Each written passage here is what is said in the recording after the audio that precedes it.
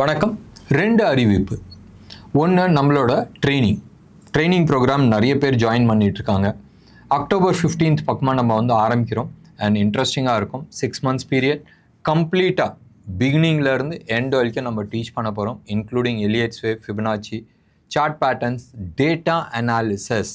முக்கியமான விஷயம், இன்னைக்கு டேட்டில் வந்து ஆப்ஷன் ட்ரேடர்ஸ் வந்து நிறைய பேர்த்துக்கு வந்து டேட்டா அனாலிசிஸ் தெரியறதில்லை. டேட்டா அனாலிசிஸில் நீங்கள் அந்த இதில் நீங்கள் வந்து ஸ்பெஷலைஸ் ஆனீங்கனால் ஆப்ஷன் பையிங் பண்ணலாமா, செல்லிங் பண்ணலாமான்றது டீட்டெயில்ஸ் கிடைக்கும். ஒன்று.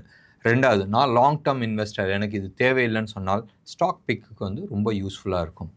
ப்ரிசைஸாக எப்படி இஸ்ரேல் வந்து கரெக்டாக அந்த பில்டிங்கில் அந்த ஜன்னலில் அடிக்கிறாங்களே அந்த மாதிரி நீங்கள் வந்து ஸ்டாக் பிக் பண்ணுறதுல இல்லை ஸ்டாக் செல் பண்ணுறதுல யூஸ்ஃபுல்லாக இருக்கும். ப்ரிசைஸ் எப்பயுமே வந்து டேட்டா அனாலிசிஸ் பண்ணும் போதும் பயங்கர இன்ஃபர்மேஷன்ஸ் இருக்கும். மறுபடியும் நான் சொல்கிறேன், ஒரு ரோட் மேப் இருக்குது, அந்த ரோட் மேப் மேலே வந்து பேட்டர்ன்ஸ் இருக்குது, அதுக்கு மேலே டேட்டாஸ் இருக்கும் போதும் உங்களோட லெவல் ஆஃப் அக்யூரசி ஜாஸ்தி இருக்கிறதுக்கான சான்சஸ் இருக்குது. சண்டை போடும் போதும் எதிர்த்தாப்பில் இருக்கிற ஆளோட டேட்டாஸ் நிறைய விஷயம் உங்களுக்கு தெரியும் போதும் உங்களுக்கு சாதகமாக இருக்கிறதுக்கு வாய்ப்புகள் இருக்குது. இது பூரா வந்து நம்மளோட ட்ரைனிங்கில் வந்து கவர் பண்ணுறோம். மொதல் அறிவிப்பு. ரெண்டாவது அறிவிப்பு, வரம் 5ஆம் தேதி சனிக்கிழமைக்கு ஈவினிங் நம்மளோட ஜோஹோ மீட்டிங் இருக்குது. நிறைய விஷயத்தை டிஸ்கஸ் பண்ணலாம். நிறைய பேர் வந்து மாட்டிகிட்டு இருக்கிறதுக்கான வாய்ப்புகள் இருக்குது. ட்ராப் ஆகிருக்கிறதுக்கான வாய்ப்புகள் இருக்குது. என்னென்ன ஸ்டாக் நம்ம எக்ஸிட் பண்ணலாம், எதில் வந்து ஒரு ரிலீஃப் ரேலி வரும், அடுத்த வாரம் எக்ஸிட் பண்ணலாம், எந்த ஸ்டாக்கில் வந்து நம்ம என்டர் பண்ணுறதுக்கான வாய்ப்புகள் ரொம்ப கம்மி, பட் டெஃபினட்டாக நிறைய ஆப்பர்ச்சுனிட்டிஸும் இருக்குது. அதில் எதில் நம்ம என்டர் பண்ணலாம், இல்லை எந்த ஸ்டாக்கை வந்து நம்ம எதிர்பார்க்கலாம் என்ட்ரிக்கு, இது எல்லாத்தையுமே வந்து நம்மளோட ஜோஹோ மீட்டிங்கில் டிஸ்கஸ் பண்ணுவோம். பண்ண வேண்டியது ரொம்ப சிம்பிள். கீழே டிஸ்கிரிப்ஷனில் இருக்க ரேசர் பே லிங்கை கிளிக் பண்ணி 236 rupees பே பண்ணிவிட்டு அந்த ஸ்க்ரீன்ஷாட்டை எங்களோட வாட்ஸ்அப் நம்பருக்கு ஷேர் பண்ணுங்கள். 9444468888.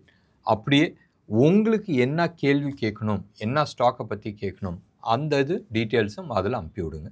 முடிஞ்ச அளவுக்கு வர சாட்டர்டே அன்னைக்கு எல்லாத்தையுமே நம்ம கவர் பண்ணலாம். ஒரு 3-4 டேட்டாஸ் நான் கொடுக்குறேன். அந்த டேட்டாஸ்க்கு அப்புறமா நிறைய விஷயத்தை டிஸ்கஸ் பண்ணலாம். First, Nifty 962 points last 4 trading டேஸில் 3.61%, 65% டவுன். இது வந்து futures. Bank Nifty 2595 points down, 4.75% down. சரியா, 4 ட்ரேடிங் டேஸில். அடுத்தது வந்து Fin Nifty, right, 1232 points down and 4.87% down. So நினச்சி பாருங்கள், ஆவரேஜாக 3.25% 4.25% வந்து டவுன் ஆகிருக்கு லாஸ்ட் 4 ட்ரேடிங் செஷன்ஸ். ஒன்று. ரெண்டாவது, நான் எதிர்பார்த்த காரணம் சைனா இந்த சைடு யூஎஸ்ஆ இருக்குன்னு நினச்சேன். பட் சைனா சர்றன்னு மேலே தூக்கிட்டு போயிட்டுருக்கு. அது தூக்கிறது அதுக்கப்புறமா என்னதுன்னு நம்ம சொல்லலாம். பேசிக்லி வேவ் 3 முடிச்சு வேவ் 4 போயிட்டுருக்கு. பட் வேவ் 4 நார்மலி இவ்வளோ ஃபாஸ்ட்டாக வந்து போகாது. இது வந்து டிசெண்டிங் ட்ரையாங்கிளோட எஃபெக்ட்ன்றது நம்ம எடுத்துக்கலாம். சரியா, அண்ட் ஒரு ட்ரையாங்கிள் ஃபார்மேஷன் ஃபார்ம் ஆகிருக்கு, அதுக்கான எஃபெக்ட்ன்றது நம்ம எடுத்துக்கலாம். இது ஒன்று. பட் ரொம்ப நாள் நீடிக்காதுன்றது பார்க்கலாமே. அடுத்தது கோல்டு வந்து ஒரு உச்சத்தை பார்த்துட்டு மறுபடியும் கீழே இறங்கிட்டு இருக்கு. அண்ட் நான் டாலர் இண்டெக்ஸ் பற்றி நான் வந்து சொல்லிட்டு இருந்தேன். அந்த 99.8 மேலே 100, 103 இந்த ஜோன்லேயே வந்து ஆல்மோஸ்ட் லாஸ்ட் 5 வீக்ஸாக வந்து ஆட்டம் போட்டுட்டு இருந்துச்சு. மேலே ரிக்கவரி ஆகும்ன்றது நம்ம கடைசி வீடியோ எனக்கு தெரிஞ்சு ஆன் டியூஸ்டே அன்னைக்கு நம்ம ரெக்கார்ட் பண்ணதில் நம்ம சொல்லியிருந்தோம். நேற்று out of city long drive போயிருந்தேன். அண்ட் போயிட்டு வரும்போது இன்றைக்கி ஏர்லி மார்னிங் தான் வந்தோம். ஸோ நேற்று வந்து ஃபுல்லாக சார்ட் பார்க்கல. இன்றைக்கும் ஹோல் டே ஆல்மோஸ்ட் சார்ட் பார்க்கல. எக்ஸாஷன் இருந்துச்சுல, ஆல்மோஸ்ட் 1200 1300 கிலோமீட்டர் டிரைவிங்க்கு. சரி, மார்க்கெட்டை பொறுத்த வரைக்கும் மண்டே அன்னைக்கு உளுந்ததுக்கும் இன்னைக்கு உளுந்ததுக்கும் வித்தியாசம் இருக்குது. மண்டே அன்னைக்கு வால்யூம் ஸ்லைட்டாக அப் இருந்துச்சு, இன்றைக்கி வந்து நல்ல வால்யூம். அது வந்து பேங்க் நிஃப்டி ஆகட்டும், ஃபின் நிஃப்டி ஆகட்டும், நிஃப்டி ஆகட்டும். ஒன்று. ரெண்டாவது, எஃப்ஐஐஸ் 15,250 crores வந்து விற்றுருக்குறாங்க அப்ராக்சிமேட், ரைட். எக்ஸாக்டாக சொல்லணும்னா 15,243 crores வந்து விற்றுருக்குறாங்க. டிஐஐஸ் என்ன பண்ணுவாங்க, அவன் 15,000 கோடி விற்றா நம்ம ஆளுங்க வாங்கிடுவாங்களே, அதான் பணம் எக்கச்சக்கமாக வச்சுருக்குறாங்களே. நிறைய பேர் வந்து சொல்கிறது வந்து டிஐஐஸ்டே ஆல்மோஸ்ட் 1.5 லட்சம் கோடி இருக்குது, அப்போ வந்து மார்க்கெட் உழுவுறதுக்கான பாசிபிலிட்டிஸ் ரொம்ப கம்மின்னு. 1.5 லட்சம் கோடின்றது ஸ்டாக் மார்க்கெட்டில் ஒன்றுமே கிடையாதுங்க.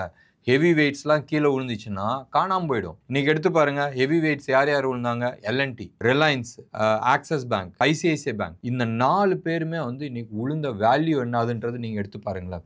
You will understand what it மீன்ஸ்ன்றது. காட்டாத்து வெள்ளம் வரும்போதும் 1.5-2 லட்சம் இல்லை 10 லட்சம் கோடி இருந்தாலும் காணாமல் போயிடும். சரியா? ஒன்று. நிறைய பேர் இன்றைக்கி வந்து ஃபோன் பண்ணி பேசிகிட்டு இருந்தாங்க. நான் அட்டன் பண்ணல, கால் சென்டர் நம்பருக்கு கால் பண்ணி எங்கள் ஸ்டாஃப்ஸ்கிட்ட பேசிகிட்டு இருந்தாங்க. That is it a good time to இன்வெஸ்ட்னு. நான் அடிக்கடி வார்ன் பண்ணேன். ஆல்மோஸ்ட் ஒரு 3 மாதத்துக்கு முன்னாடியே இது மாதிரி ஒன்று வருது நான் சொல்லிட்டு இருந்தேன். கொஞ்ச நாளைக்கு முன்னாடி வரப்போகுதுன்றது நான் சொன்னேன். கடைசி வீடியோ ரெக்கார்ட் பண்ணும்போது வந்துருச்சு. It's just matter of days, right? அதிகபட்சம் 8ஆம் தேதி இல்லை 14ஆம் தேதிக்குள்ளே வந்து மார்க்கெட் ஃபால் இருக்கிறதுக்கான சான்சஸ் இருக்குன்றது நான் எதிர்பார்த்தேன். மண்டே ஃபால் விழுந்தப்போ கூடயும் சரி பார்க்கலாம், மேபி ஒரு புல் பேக் வந்துட்டு அதுக்குமா வருதான்றது பார்த்துக்கிட்டு இருந்தேன். பக்கா ஃபால், ரைட்? வேவ் 5 மார்க் ஆகிடுச்சு. ஃபால் ஆனால் மார்க் ஆச்சுனாவே எப்பயுமே வந்து ஃபாஸ்ட்டாக விழும். இப்போதைக்கு டே சார்ட்டில் ஆட்டம் போயிட்டுருக்கு. வேவ் 5 முடிஞ்சிச்சுன்னா ABC வரும். ஸோ புல் பேக் ரேலி இருக்கிறதுக்கான வாய்ப்புகள் இருக்குது. அதுக்கப்புறமா அந்த சி உழுவும் போதும் பயங்கர ஃபாஸ்ட்டாக உழுவுறதுக்கு ப்ராபபிலிட்டிஸ் நிறைய இருக்குது. அது எந்த லெவல் என்னாதுன்றது வரட்டுமே டேட்டாஸ் வச்சுட்டு நம்ம அனலைஸ் பண்ணும்போது பார்த்துக்கலாம். நிறைய ஸ்டாக்ஸ், ரைட்?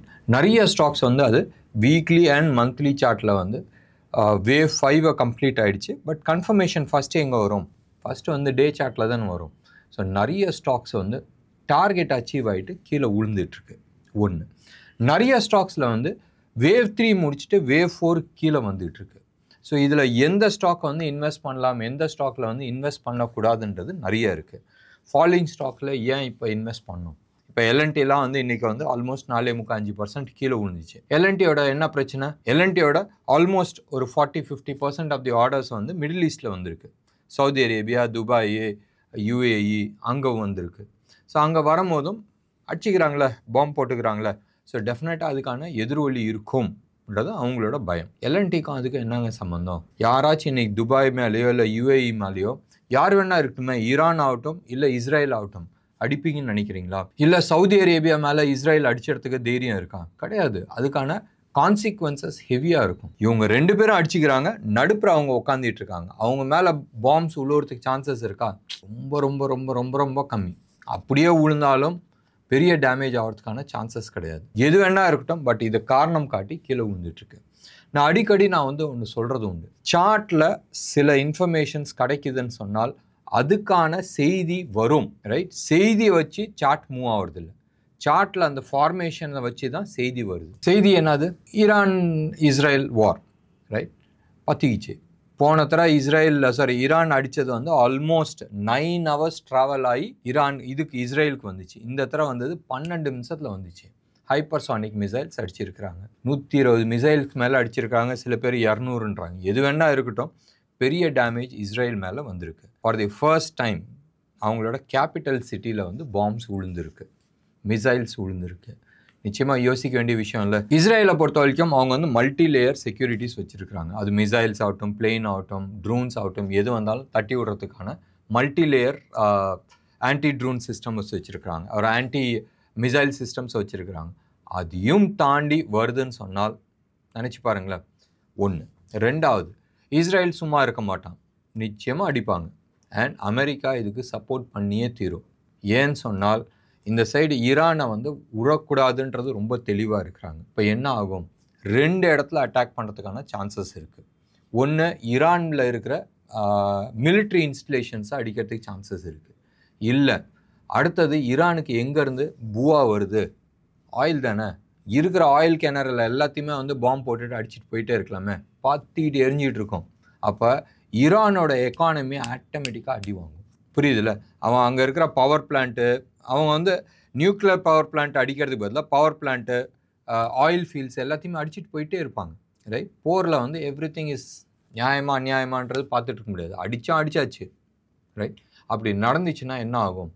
இல்லீகலாக ஈரான் வந்து நிறைய ஆயில் எக்ஸ்போர்ட்ஸ் பண்ணிகிட்ருக்காங்க. மோஸ்ட்லி பாகிஸ்தானுக்கு பண்ணிகிட்ருக்காங்க. ட்ரக்காக பேரலாக கப்பலாக அனுப்பிட்டுருக்காங்க. கப்பல்னால் நம்ம இந்த மீன் பிடிக்கிற இது இருக்குல்ல, தூண்டில், அதில் போட்டு அனுப்பிட்டுருக்காங்க. நிறைய போயிட்டுருக்கு, இல்லைன்னு சொல்ல. இந்தியா வந்து அஃபிஷியலாக வந்து இம்போர்ட் பண்ணிகிட்ருக்காங்க. பட் இது எல்லாமே அடி வாங்கும்ல. அப்போ ஆயிலோட விலை, அந்த எதிர்வொலி தான் இப்போ நடக்குது. ஒன்று. ப்ராபபிள் நீங்கள் வந்து எடுத்துக்கிட்டிங்கன்னா டாலர் இண்டெக்ஸ் கீழே வந்து மேலே போயிட்டுருக்கு, நல்லா அக்ரெசிவாக போயிட்டுருக்கு. ப்ராபப்ளி இப்போ 101, 102 லெவலில் இருக்குது. It can go to 103, 104. 104 போகிறதுக்கான சான்சஸ் ரொம்ப கம்மி இருக்குது. பட் 102, 103 வரைக்கும் மேபி டச் பண்ணலாம். டச் பண்ணிவிட்டு அந்த ஜோனில் வந்து அடுத்த சில நாட்கள் கன்சாலிடேட் பண்ணிவிட்டு மறுபடியும் கீழே வரதுக்கான வாய்ப்புகள் இருக்குது. இதுக்கான நேர் ரிஃப்ளெக்ஷன் என்ன? நம்ம கோல்டு சார்ட்டில் நிறைய தடவை பார்த்துருக்குறோம். கோல்டு விலை குறையும், ரைட்? நேற்று நீங்கள் எடுத்துக்கிட்டிங்கன்னா டாலர் டேர்ம்ஸில் ஆல்மோஸ்ட் அபவுட் $25-30 வந்து குறைஞ்சிருக்கு. அண்ட் இன்றைக்கும் வந்து ஒரு மாதிரி குறைஞ்சிருக்கு. அண்ட் பட் ருப்பி டேர்ம்ஸில் ஒன்றும் பெருசாக குறையில. நேற்றுக்கும் இன்றைக்கும் வந்து ஒரு $35 வந்து குறைஞ்சிருக்கு. நேற்றுல முந்தா நேற்று லாஸ்ட் வீடியோஸில் நம்ம பண்ணும்போதும் 7,850 ஜோனில் இருக்குதுன்னு சொன்னோம். இப்போ 7,845 814 ஜோனில் வந்து இருக்குது. சில்வரை பொறுத்த வரைக்கும் அதே 94,200 லெவலில் இருக்குது. சொன்னது 24 carat wholesale rate gold rate.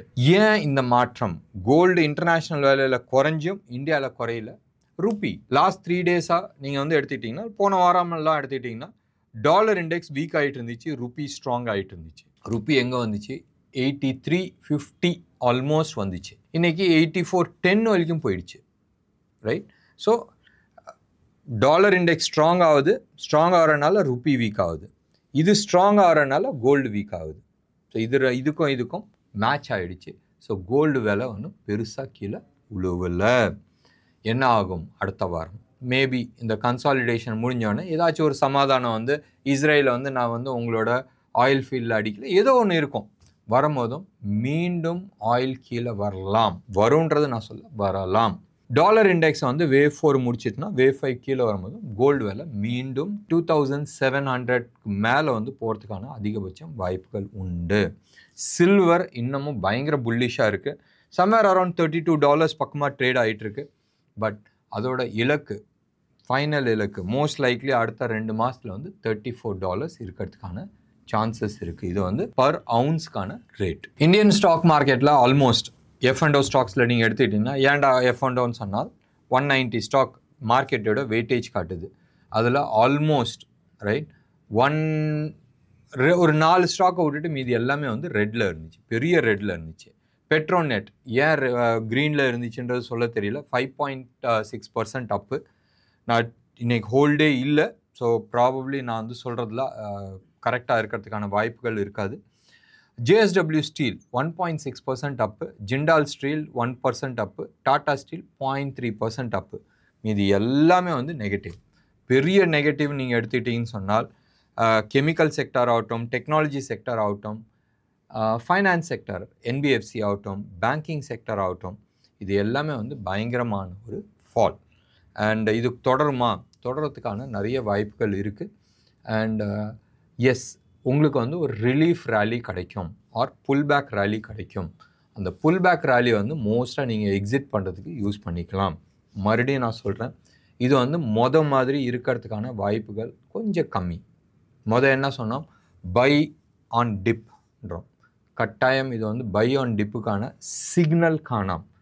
இது வந்து செல் ஆன் ரேலின்ற கான்செப்ட். மேலே ஏற எக்ஸிட் பண்ணிட்டு வாங்கன்றதுக்கான சிக்னல் தான். ஞாபகம் வச்சுங்க, வேவ் 5 முடிஞ்சிச்சுன்னு சொன்னால் பயங்கர ஃபாஸ்ட்டாக கீழே விழுவுறதுக்கான சிம்டம்ஸ். நான் ரைசிங் வெஜஸ் பேட்டர்ன் இருக்குது. ஸோ இந்த பேட்டர்ன் எப்படி போகுதுன்றது அந்த பயந்ததுக்கு காரணம் இந்த ஃபால் தான். இது ஃபால் நம்ம எதிர்பார்த்த ஒரு ஃபால். அண்ட் அடுத்த 2 நாளில் வந்து இது ஃபர்தர் எவ்வளோ தூரம் போகுதுன்றது கன்ஃபர்மேஷன்ஸ் வரும். இன்டர்நேஷ்னல் மார்க்கெட் பூராவே வந்து ரெட்டில் இருக்குது, பயங்கர நெகட்டிவில் இருக்குது. இஸ்ரேல் ஈரானோட கான்ஃப்ளிக்ட் எப்படி போகுது? ஈரான் அடித்தாச்சு, அடுத்தது இஸ்ரேலுக்கான சான்ஸ். காஜி அப்படி தானே போகுது. ஸோ வெயிட் பண்ணி பார்க்கலாம் எப்படி ரெஸ்பான்ஸ் இருக்குன்றது பேஸ் பண்ணி அடுத்த கட்டம் மார்க்கெட் கரெக்ஷன்ஸ் ஆகிறதுக்கான வாய்ப்புகள் இருக்குது. என்ன நேயர்களே, இன்னைக்கு ப்ரோக்ராம் உங்களுக்கு பிடிச்சிருந்துச்சுன்னா லைக் பண்ணுங்கள், ஷேர் பண்ணுங்கள். டெஃபினட்டாக உங்களோட கமெண்ட் பாக்ஸில் கொடுங்க. நன்றி, வணக்கம்.